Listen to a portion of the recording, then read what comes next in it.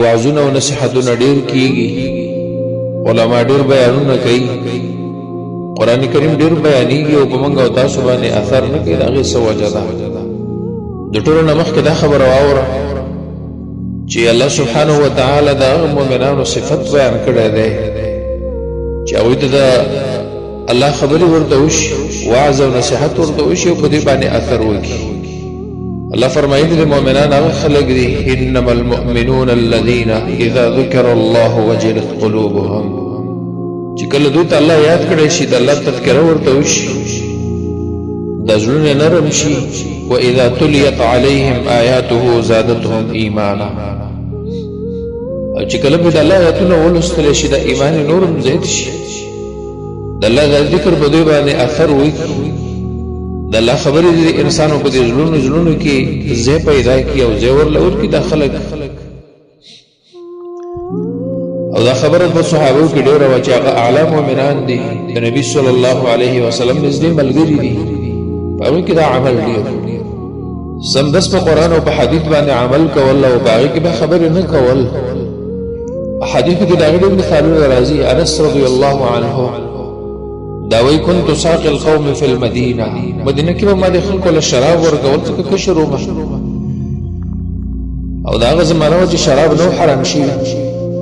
نو په دې کې وایي اواز کوونکي اواز وکړو ان الخمر قد حرمت، ای خلکو شراب چې دا حرام کړی شو. انس رضی الله عنه ته دې صحابه وفرمایل چې ارق هذه القلال، دا چاټۍ واړوه، دا وغورځوه، ځکه شراب حرام شو، د الله د طرف نه حکم راغی، شراب واړولی شو، دا کوڅې د هغې نه ډکې شو. حال دا خبره منل دا ډېر زور غواړي، ځکه زمانه ده چې صحابو نوي ایمانونه راوړي او دا شراب د مشرانو څښلي دي او دا عمل په دوی کې جاري روان به. خو چې کله د الله حکم راغی او بیان وکړی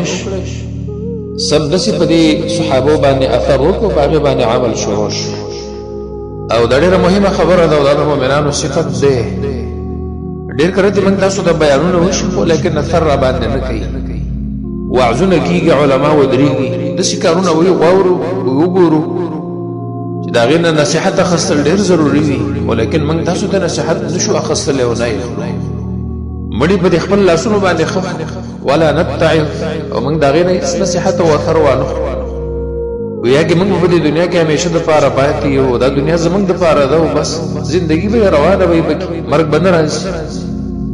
مریض ته بوس ته ورشو، هغه به د خپلو سترګو باندې وګورو چې بیمار دی او داسې بد حالت کې پروت دی، خو موږ د هغې نه اثر نه اخلو. گویا کې زموږ سره د خپل بدن ضمانت دی چې زموږ بدن به همیشه دپاره روغ وي، دا حالت به په ما باندې نه راځي. پکار دا دی چې موږ ته اثر اخیستی وی، موږ ته فایده اخیستی وی، یا داسې نورې خبرې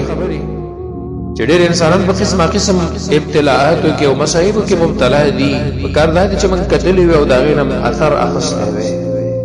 موږ د هغې نه اثر نه اخلو، نصیحت نه اخلو. د هغې دپاره څه وجې دي،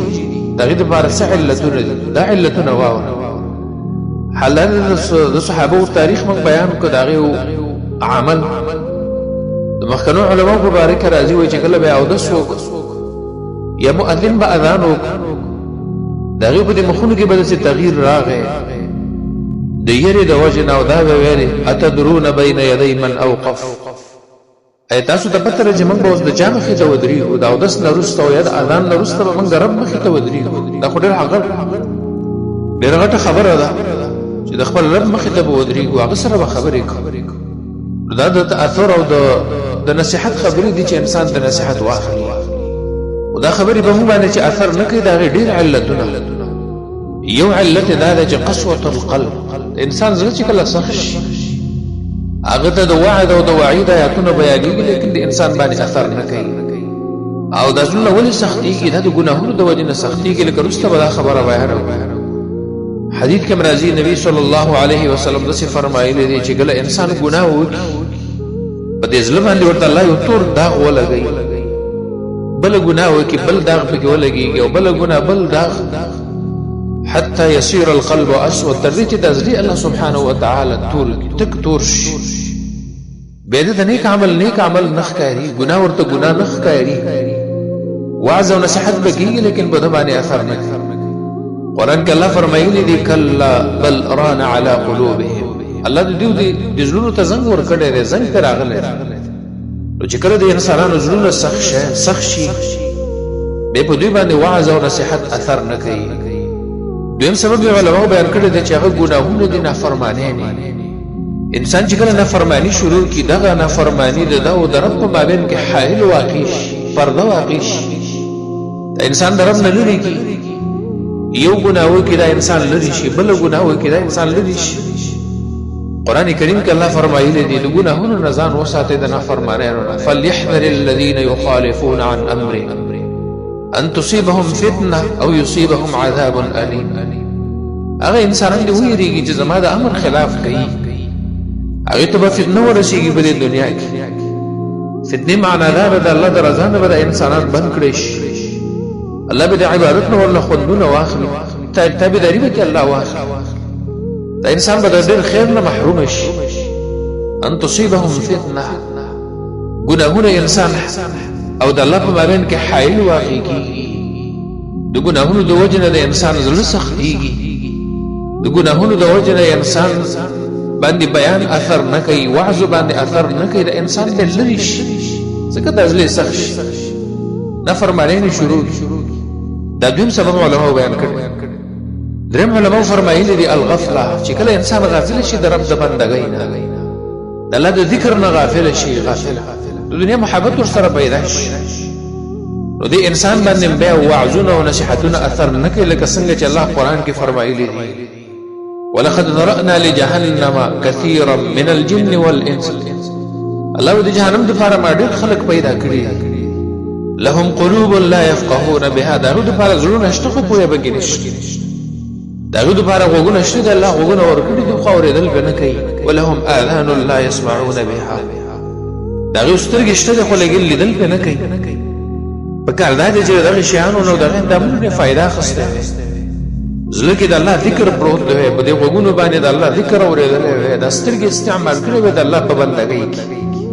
ولیکن دا انسان غافل دی د الله د بندګۍ نه غافل دی ځکه په د باندې دنیا وعظ نصيحت اثر نه کوي او په دغه غفلت کې دا انسان پروت دی او څلورم سبب علماء بیان کړل دنیا سره محبت علي رضی الله عنه فرمایل چې